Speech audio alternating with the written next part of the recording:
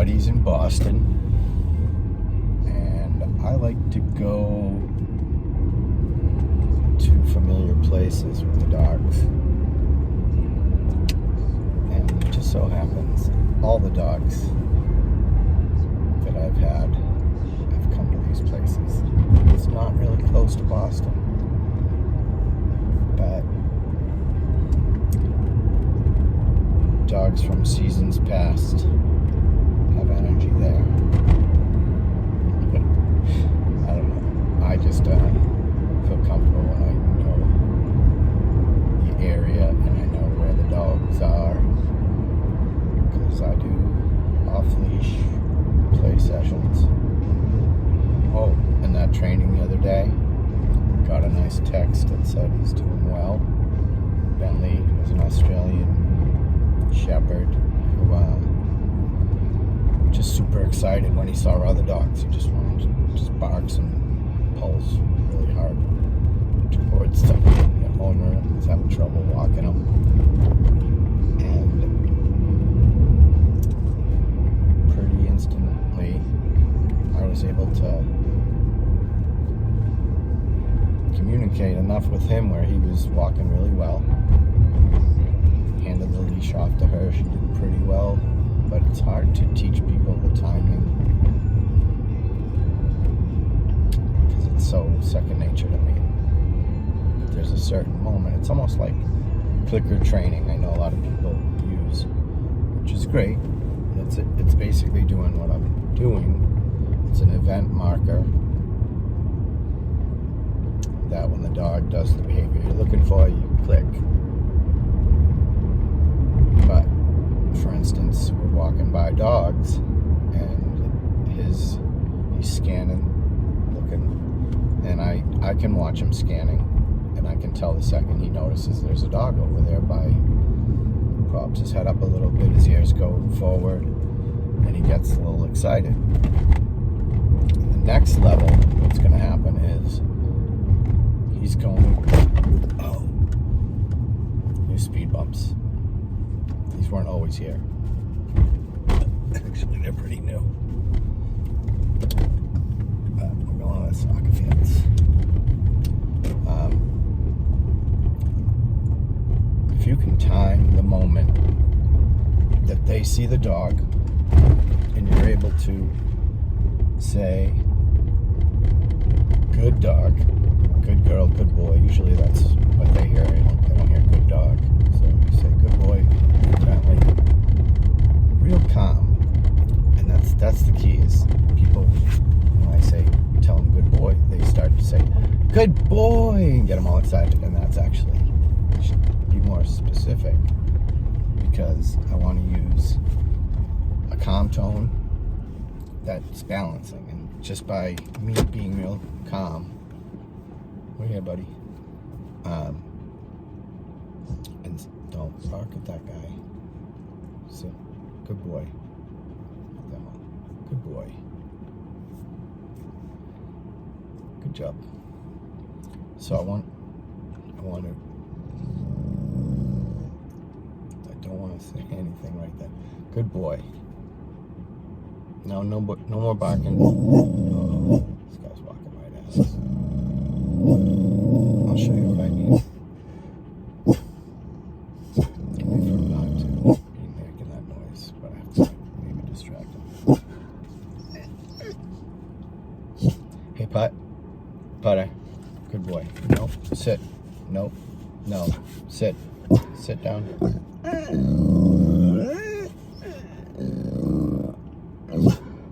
Can you sit?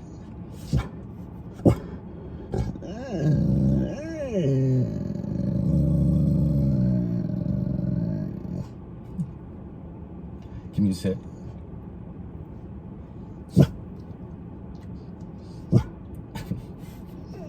Do we need a mandatory timeout? We're at 4 minutes. Taking up time. Are you done? Sit. Can you put the butt down? I know. We're here. Alright. Mandatory timeout. The breath, guys, the breath. It's warm. I can feel it on my neck. Are you ready to go play? Ready? You want to go play? So that makes it difficult as well sometimes when I'm doing a training session and I'm trying to show the person how to communicate in the right timing while I talk. The dog can sort of sense that I'm not totally focused on their energy, and they just go back to doing that, whatever's triggering them. It's hard for me to explain it while I'm trying to grasp their attention. So, I know one thing that gets his attention. Do you want to go play? Hey, Jack?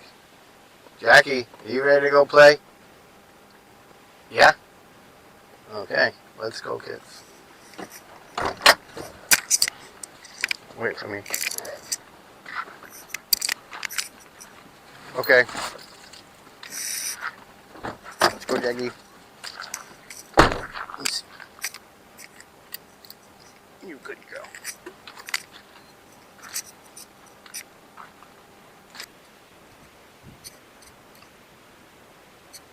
God, you gimbal if you haven't figured that out. Use it right.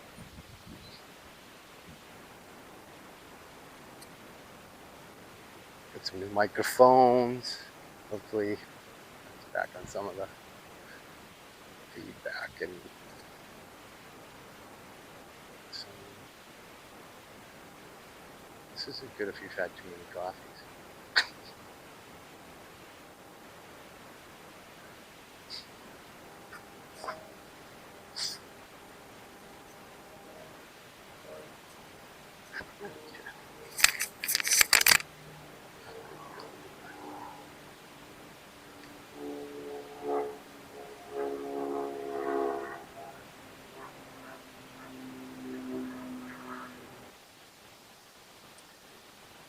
So, not really sure, again, what this vlog is going to be about. I don't even like calling it a vlog. That sounds so weird. Where are we? Oh, yeah. My first video, I started to talk about it. I had to hit the mandatory timeout button. Yeah. As I was saying, Cody, for instance, when I first got her, I was 21 years old. I thought I was who I was going to be for the rest of my life. I wasn't going to change. I was a salesman, looking at different path. Good boy! And that was the Cody era. Every dog we have, we go through eras with that dog of our lives when we're going to evolve, whether we want to or not. Life's going to do that. But there's one constant through that era that's not negative. Everybody we love, that's negativity they bring to the table, I suppose. It's because they love us, and sometimes we might not want to hear the truth from people that love us. So dog's never going to do that. Dog's never going to stick it in your face. So in a way, they serve that purpose to help us in an accepting way, not judging us, allowing us to go through whatever it is we are going through. Better wait for the putter. Hey Jack, you're going too far. Let's go. Jackie, come. Nope, never mind. Here he goes. Look at him go. As I was talking about that vigor, the health, the stages they go through are, we watch them. Watch them from that puppyhood, like Cody, Smart puppy. I wasn't even ready to have a dog. I didn't even have an apartment when I started to think about a dog. And I literally motivated myself to get a place of my own so I could have her. And I did. I got a roommate. This way! Good boy!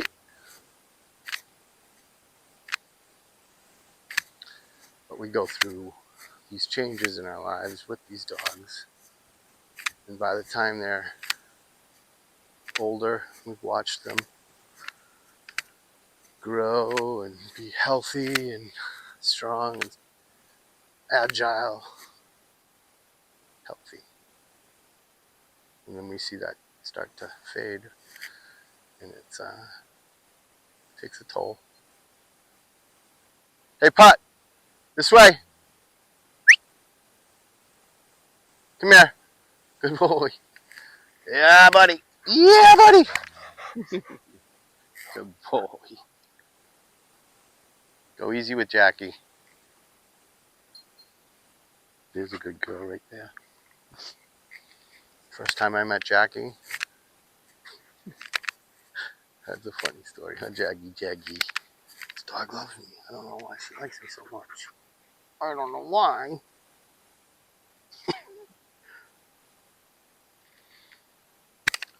They all have an impact. And they're all special.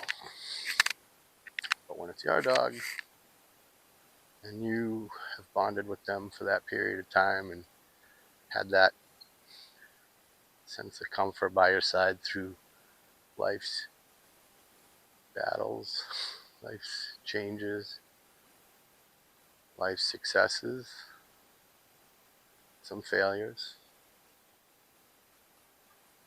different relationships, just a different era. It's a Cody era. There's the Leo era, and then the Franny era. They're all combined to help me evolve through this riddle. Is it a riddle? Huh? It's a riddle. That's the way I see it. Riddle me this. Where are we going? Where are we? Cody's era? Right when I decided I'm done the sales game, I want to just work for myself. I don't like bosses. It's not good. That's not a good trait. You're trying to get a job, that's not a good look. But I've always been creative, always been able to deliver.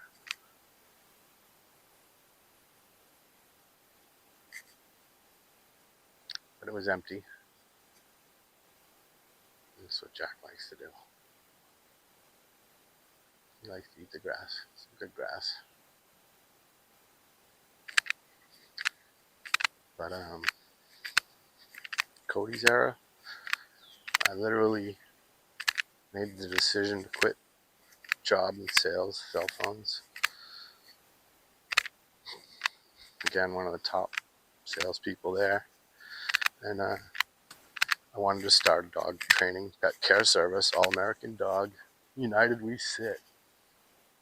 And I came up with that name literally right after 9/11. That's when I was sitting on my couch making cold calls, getting hung up on repeatedly, because that's part of the game. Build a tough skin, but this was not really for me. So I decided I'm going to start this new endeavor. And it was, let's just say, wasn't very supported as an idea, which I can understand why. But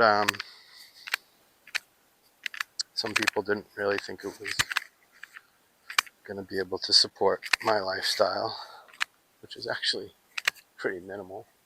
And not the noise. It's not how I always pictured it. But anyways, live and learn. And dogs are there to watch you go through it and to be the timestamp of that period, that era. So, right, I was about to explain that in my first video. I had choked up and tried to suck the tears back into my eyes, but I had to stop the video. And then I laughed about it, which it's good to be able to laugh at yourself, right?